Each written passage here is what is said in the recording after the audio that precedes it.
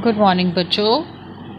आज हम करने जा रहे हैं worksheet 16 from directorate of education, जो आपकी चैप्टर परमाणु एवं अणु से ली गई है। और आज हम पढ़ेंगे परमाणुकता और आणविक द्रव्यमान। ज्ञान ने दीदी से पूछा, परमाणुकता क्या होती है? दीदी बोली, किसी तत्व, यौगिक या पदार्थ के अणु में कुल परमाणुओं की संख्या उस अणु की परमाणुकता कहलाती है। मतलब जैसे अगर हम ऑक्सीजन के अणु की बात करें, ऑक्सीजन का एक अणु ऑक्सीजन के 2 परमाणुओं से मिलकर बना है, तो इसकी परमाणुकता कितनी हुई? इसकी परमाणुकता हुई 2, और इसको क्या बोलते हैं? द्विपरमाणु। ऐसे ही जल का अणु 2 हाइड्रोजन के परमाणु और 1 ऑक्सीजन के परमाणु से मिलकर बना है, इसलिए इसको बोलते हैं, इसकी परमाणुकता हुई 3, इसलिए इसको हम बोलते हैं त्रिपरमाणुक। तो इस प्रकार हम किसी भी तत्व की, यौगिक की क्या निकाल सकते हैं? परमाणुकता। ठीक है। अब ज्ञान पूछता है दीदी से, वैज्ञानिक किसी रासायनिक अणु में उपस्थित विभिन्न परमाणुओं की संख्याओं का अनुपात तथा अणु का आणविक द्रव्यमान कैसे ज्ञात करते हैं? तो जिज्ञासा दीदी ने उससे बताया कि वे रसायन के एक नमूने में उपस्थित परमाणुओं के द्रव्यमान अनुपात की तुलना उनके परमाणु द्रव्यमान से कर परमाणुओं की संख्या का अनुपात ज्ञात करते हैं। जैसे कि यहाँ पे एग्जाम्पल लिया गया है किसका? कार्बन डाइऑक्साइड का। कार्बन डाइऑक्साइड में परमाणुओं की संख्या का अनुपात क्या है? 1:2। आइए देखते हैं बच्चे कि कैसे हम इसको कैलकुलेट कर सकते हैं, कैसे हम इसको निकाल सकते हैं। देखिए बेटा, आपके पास जो कार्बन होता है उसका जो द्रव्यमान होता है वो होता है 12, ऑक्सीजन का 16। अब हमारे पास सूत्र क्या है? CO2। कार्बन कितना है? 12, ऑक्सीजन कितना है? 16।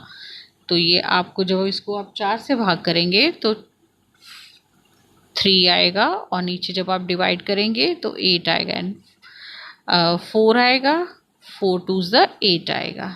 ठीक है, तो ये हमारा रेशो क्या आ गया? 3:8। ओके। नेक्स्ट बेटा, उसके बाद हम क्या निकाल रहे हैं? परमाणु द्रव्यमान। परमाणु द्रव्यमान तो डायरेक्टली यहाँ से 4 को डिवाइड करोगे, 4 से डिवाइड करोगे 3 और 4, ये क्या आ गया? 3:4 और 3:8। उम्मीद करती हूँ यहाँ तक समझ आ गया होगा। नेक्स्ट आगे देखिए बेटा, इसके बाद हमने क्या निकालना है? इसके बाद हमने निकालना है ये AB ratio. AB ratio A किसके लिए? कार्बन के लिए, और B किसके लिए? ऑक्सीजन के लिए। देखिए A के लिए A रेशो 3/3, क्या आ गया?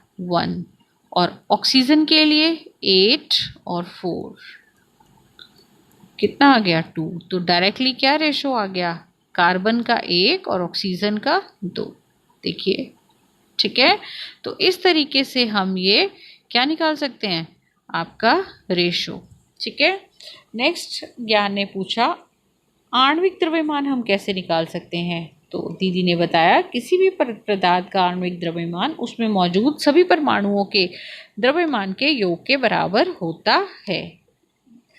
कुछ बेटे आपको नीचे उन्होंने एग्जाम्पल दिए हुए हैं, ये देखिए, इनका इस्तेमाल करके आप आणविक द्रव्यमान निकाल सकते हैं। जैसे कार्बन डाइऑक्साइड वी हैव, हमारे पास है कार्बन का 12 जमा ऑक्सीजन कितना है? 16 गुणा में 2, तो कितना आ गया? 12 जमा 32, ये आपके पास आ जाएगा 44U44। ये देखिए, ठीक है।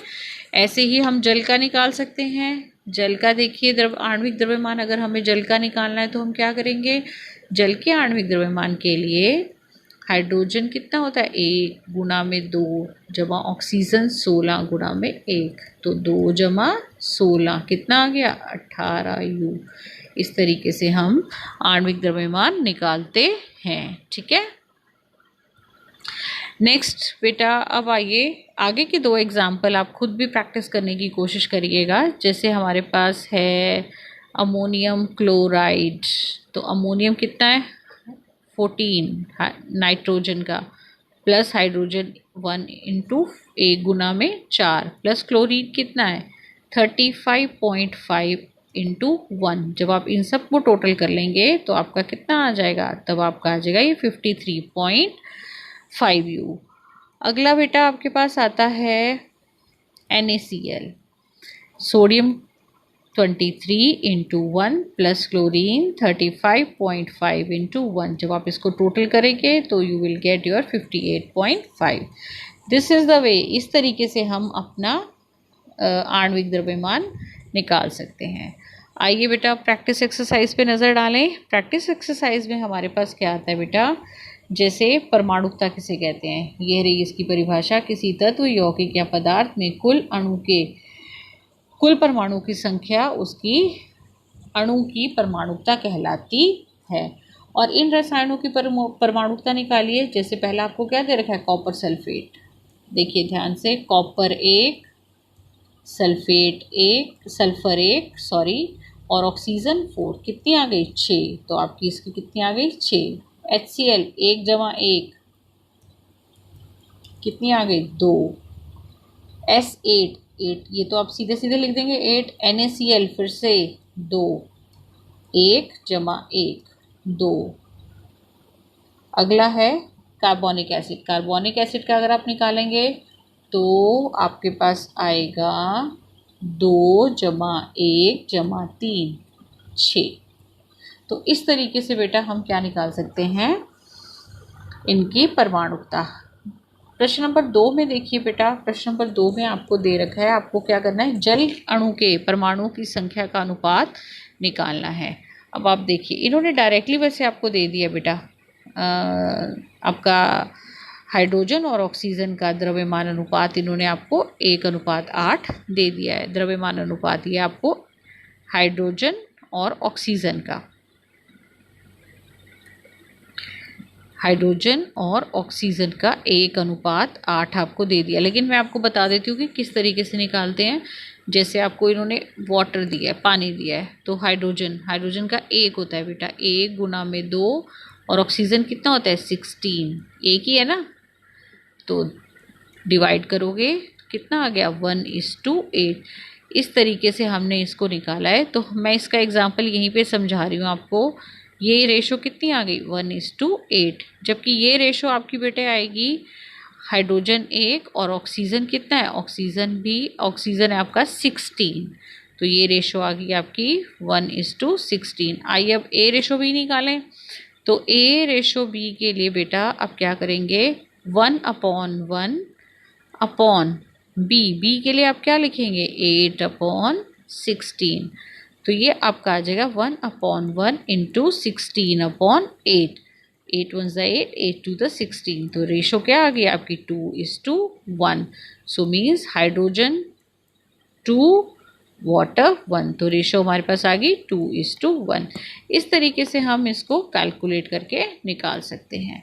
नेक्स्ट बेटा आपका क्वेश्चन है, नीचे दिए गए अणुओं के आणविक द्रव्यमान निकालो। देखो आपको NaCl का तो उन्होंने आपको दे ही रखा है और मैंने भी अभी समझाया। कॉपर वाटर का भी आपको दे रखा है, ये देखिए। अब मैं आपको कैलकुलेट करना बता देती हूँ कॉपर सल्फेट का। कॉपर सल्फेट कैसे निकालेंगे, कॉपर का देखिए आपको दे रखा है इन्होंने 63.5 इंटू 1, प्लस सल्फर का कितना है बेटा 32 इंटू 1, प्लस ऑक्सीजन कितना 16 into 4। And by adding all this, आप इसको मल्टीप्लाई करेंगे और उसके बाद ऐड करेंगे, यू विल गेट योर, आपका आंसर मिल जाएगा। ये पूरा निकल आएगा परमाणु आणविक द्रव्यमान। अगला है बेटा कार्बोनिक एसिड। अगर आप कार्बोनिक एसिड का निकालें तो H2CO3, तो 1 into 2 plus carbon 12 into 1 plus oxygen 16 into 3। इसको मल्टीप्लाई करें, इसको मल्टीप्लाई करें, इसको मल्टीप्लाई करके तीनों को सम कर लेंगे तो आपका आ जाएगा आणविक द्रव्यमान। सो बेटा ये थी आज की आपकी वर्कशीट। उम्मीद करती हूँ आपको समझ आई होगी अच्छे से, और अगर समझ आई है तो इसको शेयर करें अपने दोस्तों के बीच में, ताकि सभी आपके दोस्त फ़ायदा उठा सकें।